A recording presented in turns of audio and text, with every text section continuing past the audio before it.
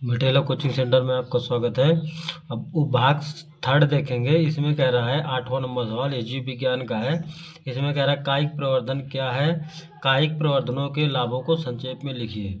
जो आपका ये जो है सेट नंबर आपका नहीं एक है विज्ञान का सेट नंबर 1।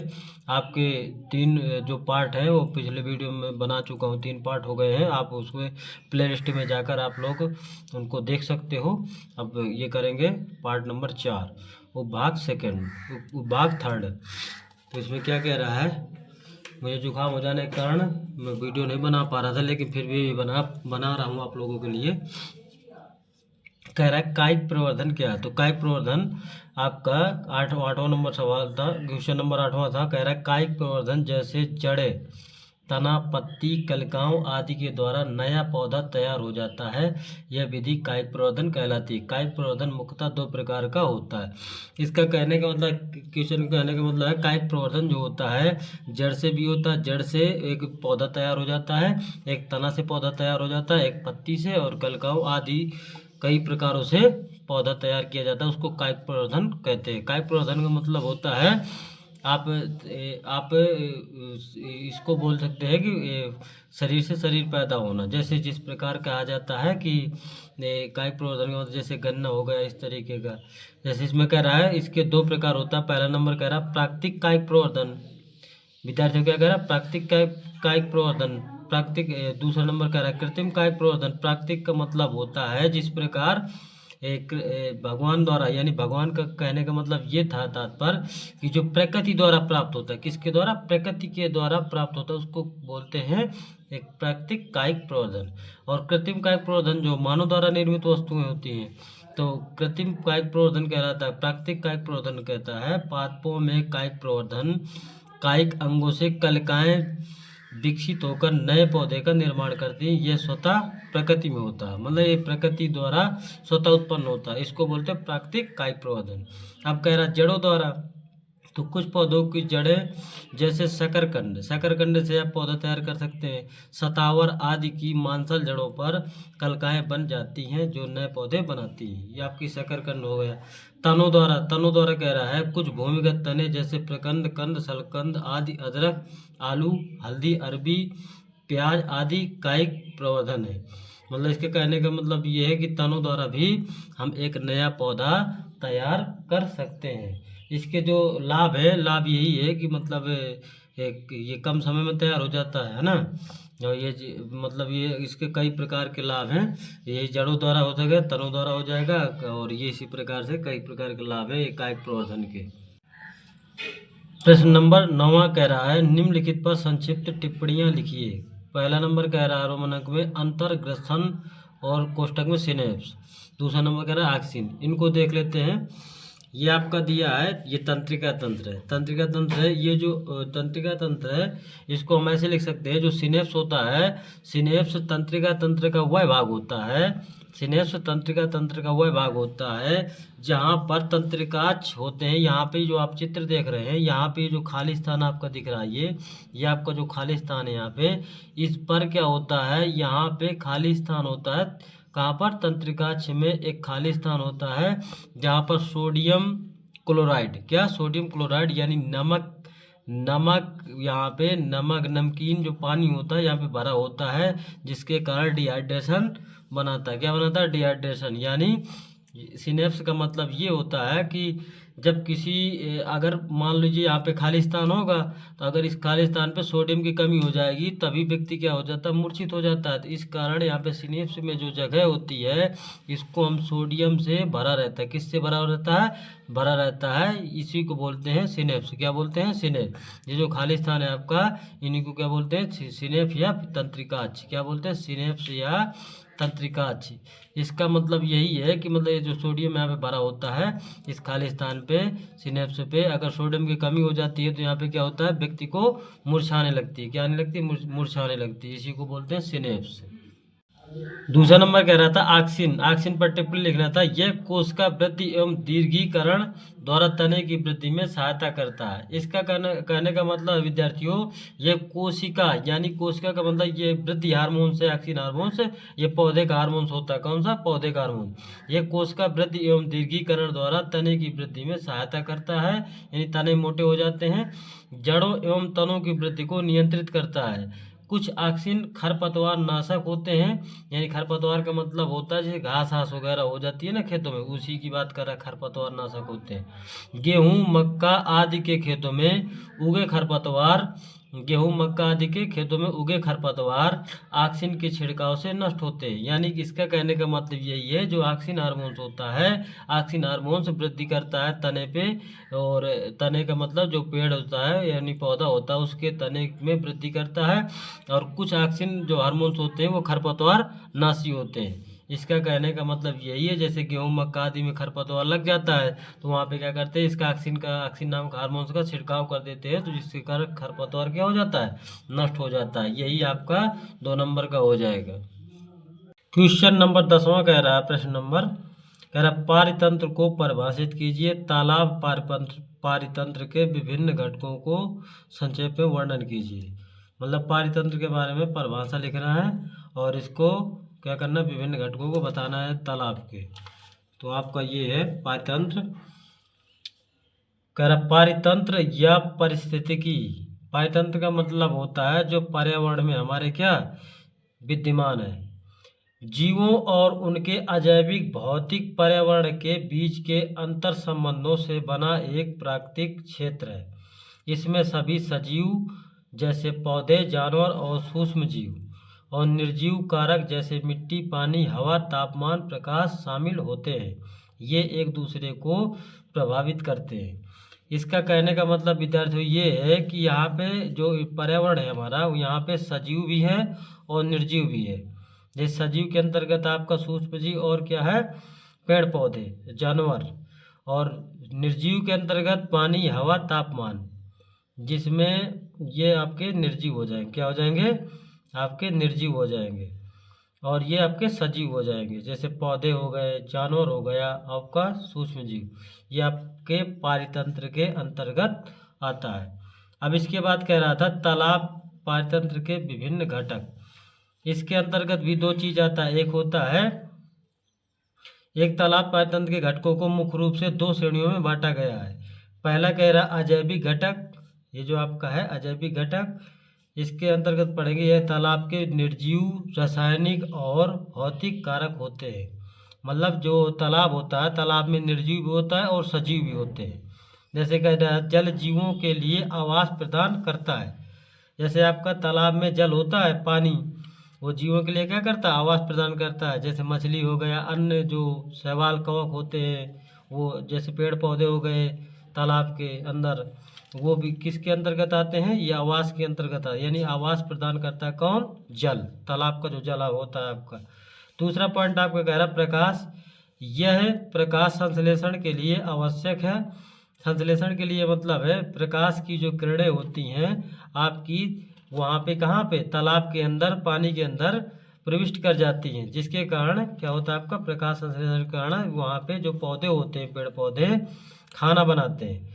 तीसरा नंबर आपका कह रहा है अकार्बनिक पदार्थ। कौन सा पदार्थ? अकार्बनिक पदार्थ। जल में घुले हुए ऑक्सीजन जैसे गैसें होती हैं, ऑक्सीजन घुली रहती है। कार्बन डाइऑक्साइड होता है आपका, क्या होता है, कार्बन डाइऑक्साइड।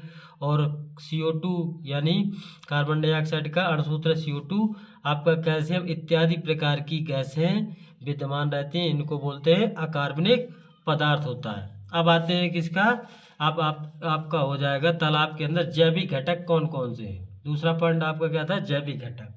इसके कारण यह तालाब के सभी सजीव होते हैं। सजीव का मतलब होता है जैसे उत्पादक, उत्पादक आपका सांस लेता है, उत्पादक का मतलब होता है पेड़ पौधे। ये सूर्य के प्रकाश का उपयोग करके प्रकाश संश्लेषण द्वारा स्वयं भोजन बनाते हैं। मतलब इसका कहने का मतलब है स्वपोषी होते हैं, इनको बोलते हैं स्वपोषी। उदाहरण के लिए आपका हो जाएगा शैवाल, जलीय पौधे, जलकुंभी, ये सब आपके किसके अंतर्गत आते हैं, आपके उत्पादक के अंतर्गत आते हैं। मतलब ये स्वयं से भोजन बनाते हैं, प्रकाश संश्लेषण और CO2 गैस जो घुली रहती है किसमें, पानी में, उससे प्राप्त करते रहते हैं और ये अपना भोजन बनाते हैं। इनको बोलते हैं उत्पादक। आपका उदाहरण दिया है जलीय पौधे, जलकुंभी वगैरह। अब इसके अंतर्गत 3 चीज़ आता है, प्राथमिक उपभोक्ता, द्वितीयक उपभोक्ता और तृतीयक उपभोक्ता। ये आपके 3 पॉइंट हो जाएंगे। प्राथमिक उपभोक्ता के अंतर्गत वो चीज़ आते हैं जो आप साग सब्जी खाते हैं। क्या खाते हैं, साग सब्जी, जो तालाब में रहते हैं उनकी बात हो रही है। आपका जैसे जलीय कीट, यानी जलीय कीट जो होता है वो क्या खाता है, वहाँ पे जो तालाब के अंदर जो जो भी वनस्पति होंगी उनको खाएगा। जैसे द्वितीयक उपभोक्ता क्या होता है, द्वितीय उपभोक्ता जो होता है मेढक और छोटी मछली, ये जो होते हैं ये मांसाहारी होते हैं, जो छोटे छोटे जीवों, कीड़े मकोड़ों को खाती हैं। इनको द्वितीय उपभोक्ता के अंतर्गत रखा गया है। तालाब की बात हो रही है। तृतीय उपभोक्ता जो आपका विद्यार्थी कह रहा है, जैसे बड़ी मछली व्हेल मछली हो गई, जलीय पक्षी हो गए, स्टार फिश होती है, तमाम प्रकार के जीव जंतु होते हैं, है ना, समुद्रों में। तो उसकी ये, लेकिन तालाब की बात कर रहा है तो बड़ी मछली जो होती है, बड़ी मछली हर प्रकार के साग सब्जी भी खा लेती है। इसको सर्वाहारी के अंतर्गत रखा गया है। किसके अंतर्गत, सर्वाहारी के अंतर्गत रखा गया है। तो ये आपके तृतीय उपभोक्ता हो जाएंगे विद्यार्थियों। सवाल नंबर 11 कह रहा है स्वपोषी, यानी प्रश्न या सवाल कुछ भी कह सकते हो अपने स्तर से, लेकिन प्रश्न कहना ज़्यादा आवश्यक है क्योंकि विज्ञान पढ़ रहे हैं। तो कह रहा 11 नंबर जो प्रश्न है आपका, स्वपोषी पोषण एवं विषम पोषी पोषण में उदाहरण सहित विभेद कीजिए। आपका 6 नंबर का सवाल है, मोस्ट इम्पोर्टेंट है क्वेश्चन की दृष्टि से। तो पोषण के जो प्रकार हैं, तो इसमें कह रहा है पोषण के प्रकार। तो पोषण मुख्यतः 2 प्रकार का होता है। पहला नंबर आपका हो जाएगा स्वपोषी पोषण, दूसरा हो जाएगा विषम पोषी पोषण। तो स्वपोषण या स्वपोषी पोषण को पढ़ते हैं। क्या कह रहा है, ऐसे जीव जो अकार्बनिक पदार्थों को यौगिकों CO2 H2O से अपना भोजन स्वयं बनाते हैं। इसका कहने का मतलब ये है कि अकार्बनिक पदार्थ CO2 यानी कार्बन डाइऑक्साइड और जल से अपना भोजन क्या करते हैं, स्वयं बनाते हैं। कुछ जीवाणु सभी हरे भरे पौधे स्वपोषी होते हैं। ये सूर्य के प्रकाश में क्लोरोफिल की सहायता से ग्लूकोज का संश्लेषण करते हैं, यानी निर्माण करते हैं, तथा ऑक्सीजन को मुक्त कर देते हैं। यह क्रिया पौधों के हरे भरे भागों, हरी पत्तियां में होती हैं। इसका कहने का मतलब यही है जो क्वेश्चन हमारा कह रहा है कि जो स्वपोषी हमारे पेड़ पौधे होते हैं यानी पादप होते हैं, तो इसको CO2 यानी कार्बन डाइऑक्साइड और जल की अपक्रिया जब किसकी, सूर्य के प्रकाश और क्लोरोफिल की उपस्थिति में कराते हैं, किसकी, कार्बन डाइऑक्साइड एवं जल की अपक्रिया सूर्य के प्रकाश क्लोरोफिल में कराते हैं, तो आपका ग्लूकोज बनेगा। ये आपका C6H12O6 जो ग्लूकोज है, आपका ग्लूकोज और O2 निर्मुक्त होता है, यानी ऑक्सीजन आपका क्या करते हैं, छोड़ते हैं। जो हमारे पौधे होते हैं, पादप होते हैं, ऑक्सीजन का क्या करते हैं, छोड़ते हैं, और हमारा जल निकलता है। यानी ग्लूकोज से उन्हें ऊर्जा मिलती है पेड़ पौधों को, और ऑक्सीजन जो छोड़ते हैं उसको सभी प्राणी उसको क्या करते हैं, अंतर्ग्रहण करते हैं। तो आपका स्वपोषण, ये स्वपोषण के अंतर्गत पेड़ पादप या पौधे आते हैं। आपका दूसरा आता है विषम पोषी पोषण। क्या, विषम पोषी पोषण। जो विषम पोषी पोषण, ऐसे जीव जो अपना भोजन स्वयं नहीं बना सकते तथा अपने भोजन के लिए पौधों पर निर्भर रहते हैं, परपोषी या विषम पोषी कहलाते हैं। क्या कहलाते हैं, परपोषी या विषम पोषी कहलाते हैं। परपोषण में जटिल कार्बनिक पदार्थों का उपयोग करके सरल पदार्थ में खंडित करना अनिवार्य है। इसका कहने का मतलब ये है, जो जटिल पदार्थ, जटिल का मतलब होता है ठोस पदार्थ है। जिस प्रकार व्यक्ति होता है, जैसे मानो रोटी खाता है, तो जब रोटी खाएगा तो रोटी खाने के बाद उसको क्या करते हैं, उसको सरल कार्बनिक पदार्थ में बदल देते हैं। किसमें बदल देते हैं, सरल कार्बनिक पदार्थ, यानी उसमें लार के जो टालिंग एंजाइम होता है उसको मिलाकर उसको लुगदी बनाकर क्या करता है, श्वास नली से अंदर प्रविष्ट करा देता है। इसको बोलते हैं विषमपोषी पोषण। तो खंडित करना अनिवार्य है। जीव जैव उत्प्रेरकों का उपयोग करते हैं जिन्हें एंजाइम कहते हैं।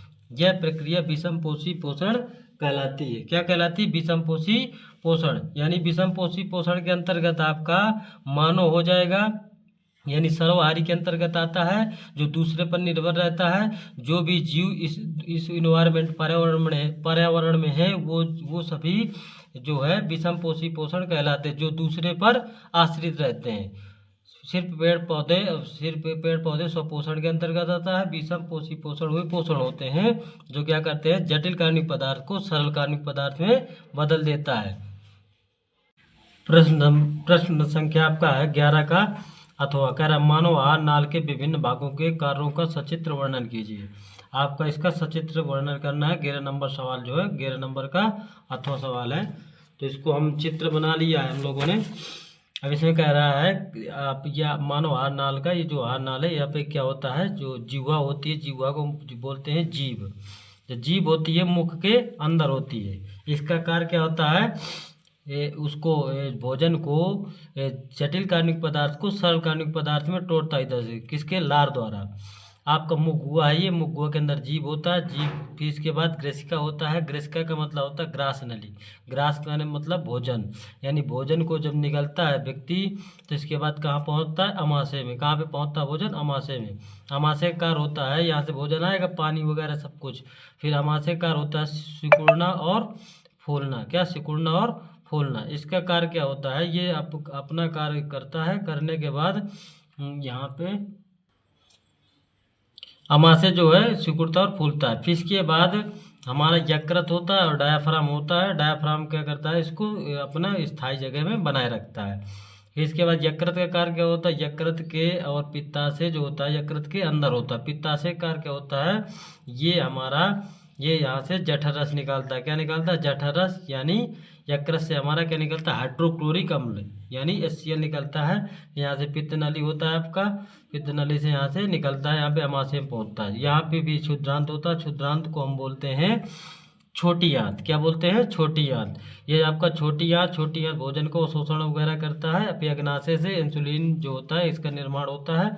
और फिर इसके बाद बृहदांत यानी बड़ी आंत में भोजन जाता है। बड़ी आंत से मलाशय में जाने के बाद क्या होता है, गुदा द्वारा मल अपना बाहर हो जाता है। फिर इसके अब पार्ट देखें, इन पार्टों का कार्य क्या है इसको पढ़ेंगे, क्योंकि क्वेश्चन में कह रहा था सचित्र वर्णन करना। तो चित्र आप अच्छी तरीके से देख लीजिए और समझ लीजिए। इसी तरीके एग्जाम में बनाना है, क्योंकि मोस्ट इम्पॉर्टेंट क्वेश्चन है, एग्जाम में बहुत फंसता है।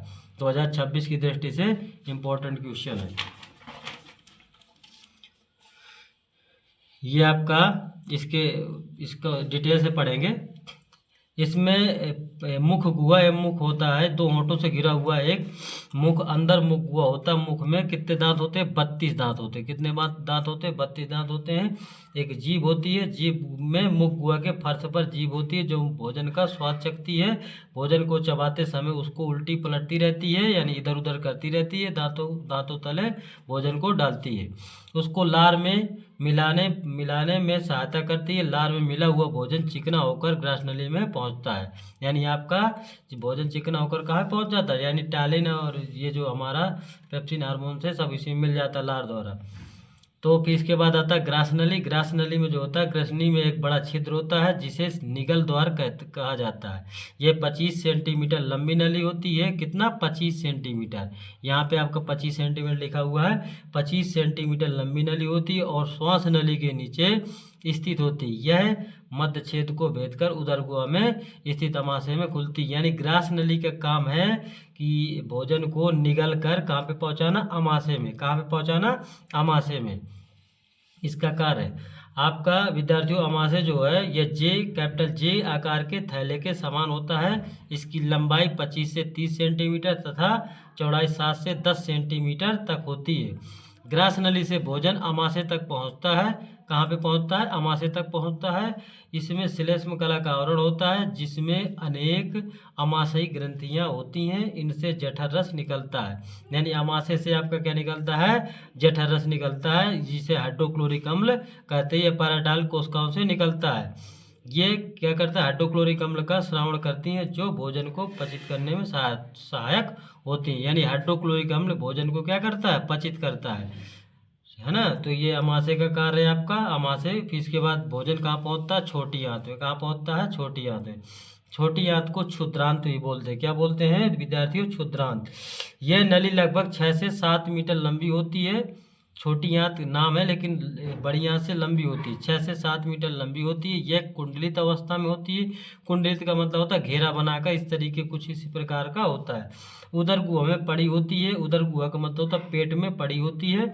क्षुद्रांत की भित्ति में आंतरिक ग्रंथियां होती हैं। क्षुद्रांत की भित्ति में क्या होती है? आंतरिक ग्रंथियां होती हैं, यानी छोटी छोटी ग्रंथियां होती हैं जो चूसकांक का कार्य करती हैं। यानी भोजन जो होता है यहीं पे स्टोरेज होकर फिर धीरे धीरे क्या करता है, इसी से ग्लूकोज वगैरह, फ्रक्टोज वगैरह जो बनता है भोजन से, कार्बोहाइड्रेट, इसी से क्या कर देता है, इसके चूसकांक अवशोषण कर लेते हैं भोजन का जो एनर्जी होता है, इसका प्रोटीन एनर्जी क्या कर लेते हैं, अवशोषित कर लेती हैं। अनेक छोटे छोटे अंगुली के आकार के रसांकुर होते हैं, यह अवशोषण की दर सतह बढ़ाते हैं। यानी इसका कहने का मतलब यही है कि रसांकुर होते हैं, ये क्या करते हैं, प्रोटीन और एनर्जी को क्या कर लेते हैं, स्टोर कर लेते हैं, यानी रक्त में पहुंचाते हैं। कहाँ पहुंचाते हैं? रक्त में। बड़ी आंत है, बड़ी आंत को बृहदंत बोलते हैं। भोजन भी कहाँ पहुंचता है? छोटी आंत से आपका बड़ी आंत में पहुंचता है। यह अधिक चौड़ी होती है, चौड़ी होती है जिस कारण इसका बड़ी आंत नाम रखा गया है। लेकिन लंबी कितनी होती है? लगभग 1.5 मीटर लंबी होती है, लेकिन चौड़ी ज़्यादा होने के कारण इसका नाम पड़ गया बड़ी आंत। इसका एक सिरा 7 से 10 सेंटीमीटर सक्रिय बंद नली के रूप में एक और क्या रहता है, एक और खुला रहता है, आपका एक और निकला रहता है। क्या रहता है? निकला रहता है, जिसे परिशेषका कहते हैं। थैले में दूसरी ओर से लगभग 3 इंच चौड़ी नली कोलन निकलती है, जो निकलने के बाद एक और गुहा के ऊपर की ओर उठती है। मतलब इसका कहने का मतलब ये है, थैले में जो लगभग क्या होती है, 3 इंच चौड़ी कोलन निकलती है। कोलन एक नली है जो समांतर होकर नीचे की ओर उतरती है तथा अंत में मलाशय में खुल जाती है। आपका जो कोलन होता है कहाँ पे खुलता है? मलाशय में खुलता है। कहाँ पे खुलता है? आपका मलाशय में खुलता है। जो मलाशय जो होता है, मल यानी भोजन किसके रूप में चेंज हो गया, बदल गया, आपका मल के रूप में बदल गया। किसके रूप में? मल के रूप में। इसी को विष्ठा के नाम से जानते हैं। आपका ये मलाशय जो है, मलाशय यह बड़ी आंत का ही अंतिम भाग है। यह लगभग 7 से 8 इंच लंबा होता है। यहाँ भोजन से केवल जल का अवशोषण होता है। किसका अवशोषण होता है? जल का अवशोषण होता है। इसी कारण क्या होता है दोस्त, जैसे विद्यार्थियों, जैसे मलाशय में मल इकट्ठा हो गया, इसी कारण जैसे कोई ज़्यादा देर तक अगर दीर्घ संका नहीं जाता है तो उसके पसीना ज़्यादा आएगा, यानी जो अपच भोजन हो और पचने लगेगा, इसी कारण होता है। यह अपच भोजन को विष्ठा के रूप में बाहर निकालता है। यानी किसके द्वारा? विष्ठा के रूप में। विष्ठा को ही मल बोलते हैं। आपका गुदा द्वार है। गुदा द्वार का कार्य क्या होता है? मलाशय का अंतिम भाग छल्ले द्वारा मांसपेशियों का बना होता है। किसके? छल्ले द्वारा मांसपेशियों का बना होता है। इसके बाहर खुलने वाले छिद्र को गुदा द्वार कहते हैं। क्या कहते हैं विद्यार्थियों? गुदा द्वार कहते हैं। ये आपका था क्या? ये आपका था आहार नाल का पूरा जितना भी सिस्टम था पाचन तंत्र का, यहाँ पे ख़त्म हो रहा है। और दोस्तों लाइक करें, शेयर करें, सब्सक्राइब करें, अपने दोस्तों तक पहुँचाएं। Thank you. जय हिंद, जय भारत, धन्यवाद।